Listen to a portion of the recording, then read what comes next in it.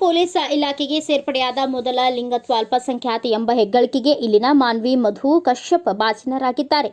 ಅವರು ಬಿಹಾರ ಪೊಲೀಸ್ ಪಡೆಗೆ sub inspector ಆಗಿ ನೇಮಕವಾಗಿದ್ದಾರೆ.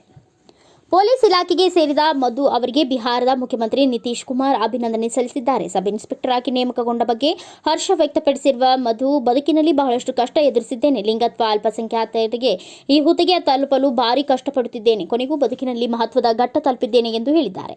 ಸ್ಪರ್ಧಾತ್ಮಕ ಪರೀಕ್ಷೆಗಳಿಗೆ ಸಿದ್ಧತೆ ನಡೆಸಲು ಹಲವಾರು ಕೋಚಿಂಗ್ ಕೇಂದ್ರಗಳು ನನಗೆ ಪ್ರವೇಶ ನೀಡಿರಲಿಲ್ಲ. ಒಂದು ಕೇಂದ್ರವು ನನಗೆ ಪ್ರವೇಶ ಕೊಟ್ಟಿತ್ತು. ಅಲ್ಲಿಂದ ನನ್ನ ಬದುಕು ಬದಲಾಯಿತು. ಕಷ್ಟದ ದಿನಗಳಲ್ಲಿ ಪೋಷಕರು, ಸಂಬಂಧಿಗಳು ನನಗೆ ಬೆಂಬಲ ನೀಡಿದ್ರು. ಎಲ್ಲರಿಗೂ ಧನ್ಯವಾದ ಅರ್ಪಿಸುತ್ತೇನೆ ಎಂದು ಅವರು ಹೇಳಿದ್ದಾರೆ.